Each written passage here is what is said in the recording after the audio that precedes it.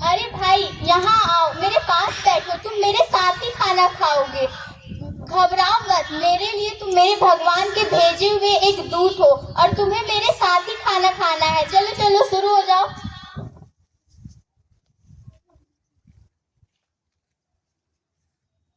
महाराज आप सचमुच महान है, आज तक किसी ने मेरे से ऐसे बातें नहीं की। महाराज आप सचमुच महान हो। बस बस, जो दूसरों की भलाई के बारे में सोचता है वही सबसे महान होता है, और इस तरह तुम मुझसे भी ज्यादा महान हो, याद रखना। महाराज मैं आपके दर्शन से धन्य हो गया। वाह वाह, क्या स्वाद है, कैसे बनाई है ये रोटी, मैं तो बयां नहीं कर सकता। मैं सच्चे दिल से कह रहा हूँ, मैंने कितने दिनों से इतना स्वादिष्ट भोजन नहीं खाया। तुमने तो आज मुझे मेरी माता जी की याद दिला दी। मैं सच्चे दिल से भगवान से तुम्हारे लिए प्रार्थना करूंगा। अरे अरे ओ छोटे जात वाले, उठ उठ यहाँ से। जाने की, चल निकल यहाँ से। छोड़ो उसे, मत मारो। अरे स्वामी जी आपने क्या किया, आपने छोटे जात वाले हाथों का छुआ हुआ खाना खाया। तो क्या सामने हो जाते हैं, सामने।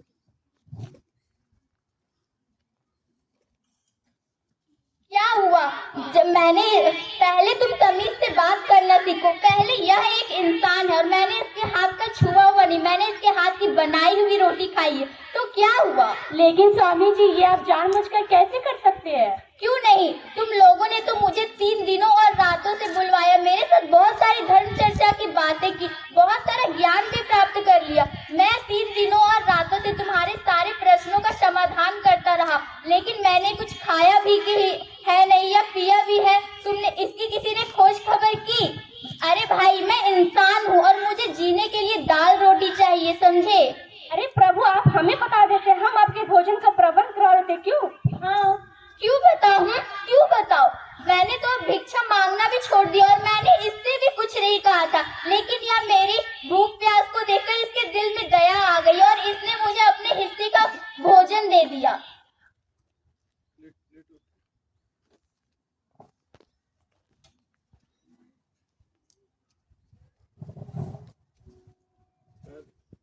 सावधान, खेती के महाराज पधार रहे हैं।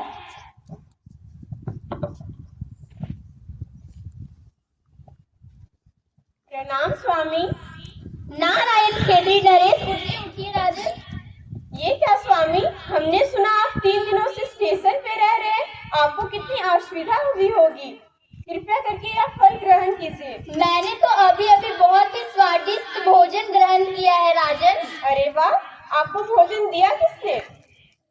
महाराज मुझसे बहुत बड़ी भूल हो गई, महाराज मुझे क्षमा है, और इससे क्या गलती हुई है? अरे महाराज ये छोटे जाते वाले हैं और यहाँ स्टेशन पर काम करते हैं। महाराज इसने अपने हाथों का बनाया हुआ खाना स्वामी जी को खिलाया। सिर्फ इसे दंड मिलना चाहिए।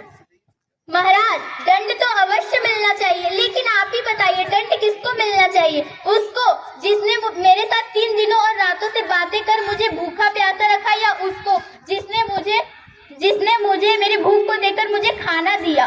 क्या आप 3 दिनों से भूखे प्यासे हैं? आपकी ऐसी दुर्दशा करने की साहस किसने की? उसे दंड दिया जाए। महाराज तो इस चमार को तो कोई दंड नहीं मिलना चाहिए, क्योंकि इसने तो मुझे खाना दिया है। और महाराज मेरा आपसे यह अनुरोध है कि आप इसे योग्य पुरस्कार दें, क्योंकि महाराज कोई भी इंसान अपने कर्म से बड़ा होता है, ना कि अपने जन्म से। स्वामी मैं आपके बातों से सहमत हूँ, इसे योग्य पुरस्कार दिया जाए। और आज से तुम स्टेशन पे नहीं, रात दरबार पे काम करोगे। महाराज आज मैं आपकी इस बड़प्पन को देखकर बहुत ही प्रसन्न हुआ। बुराइयां अस्तित्व में रहेगी, तब तक दरिद्रता भी बनी रहेगी, और इसलिए इसे हटाने की भी आवश्यकता बनी रहेगी। ऊंचे जात के लोग अपने आप को महान कहते हैं और नीचे जात के लोग अपने आप को छोटा।